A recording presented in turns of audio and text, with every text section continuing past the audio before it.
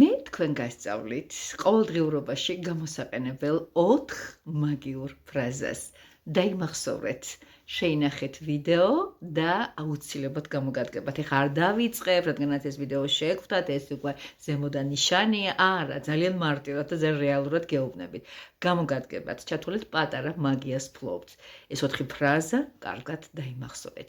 ფრაზა ნომერი 1. ეს არის ასე. ჟღერს და გამოიყურება ჩემი გვერდის ავლით. და რა შემთხვევაში ვამბობთ ამას? თუ გინდა ხმამაღლა, თუ გინდა გულში, თუ გინდა ჩურჩხვლით, არ ვიცი მნიშვნელობა არ აქვს, მთავარია თქვით და გაიფიქრეთ.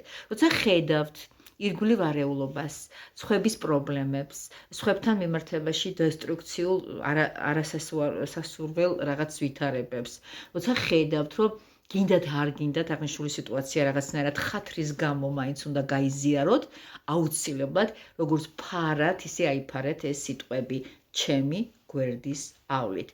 გარდა ამისა, თქვენ გაქვთ უფლება თქვენ ცხოვრებაში არ შემოუშვათ ზედმეტი პრობლემები და ეს გამოსვლა ამ პრობლემებიდან ძალიან ესეთ ჩვეულებრივ ნორმალურ ჰუმანურ აქტად ჩაგეთვლებათ და აქ არაფერი საპრობლემო არ იქნება.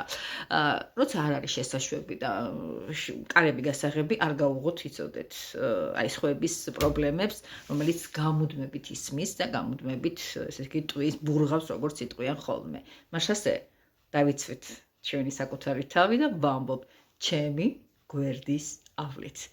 ეხლა კიდე ფრაზა ნომერი 2. ის ასე გამოიყურება მე ვაუქმებ. ანუ უბრალოდ ვაუქმებ. ეს იმ შემთხვევაში გამოიყენება, როცა ხვდებით, რომ რაღაც შიშმაკ აგიტაცად, რაღაც პრობლემები წამოგეწიათ, რაღაც ისე არ არის არ მიდის მდგომარეობა და სიტუაცია, როგორც თქვენ გაგიხარდებოდათ, რაღაც დამძიმდა, რაღაც აი თქვენ ცხოვრებაში, ასე ვთქვათ, სტრესული შემოტევები გაქვთ, აი მაშინ ამ შემთხვევაში ეს სიტყვა უნდა თქვა ვაუქმებ, იქ ზემოდან გაიგონებენ ამ ყველაფერს და არ დაუშვებენ თქვენს ცხოვრებაში ამ ყველაფრის დრამატიზირებას, განვითარებას, ფრთების შესხმას და შემდეგ არასასურველ ფაზაში გადასვლას. კარგად დაიმახსოვრეთ, ვაუქმებ. ეხლა გადავიდეთ მესამე ფრაზაზე. ეს ჩემია, მე მომწონს და ვიღებ. აი ესეთი ფრაზა იმ შემთხვევაში, როცა კარგ რამეზე ფიქრობთ სილამაზეზე, ხედავთ ამ ყველაფერს, ფიქრობთ სიყვარულზე, სიმდიდრეზე, ანუ ხედავთ ამ ყველაფერს, აი მიეცით უფლება სამყაროს, რომ მსგავსი სილამაზეები და მშვენიერობები, მსგავსი ჰარმონიები შემოვიდეს თქვენს ცხოვრებაში და უთხარით ეს ჩემია და მე ვიღებ, მე ვიტოვებ.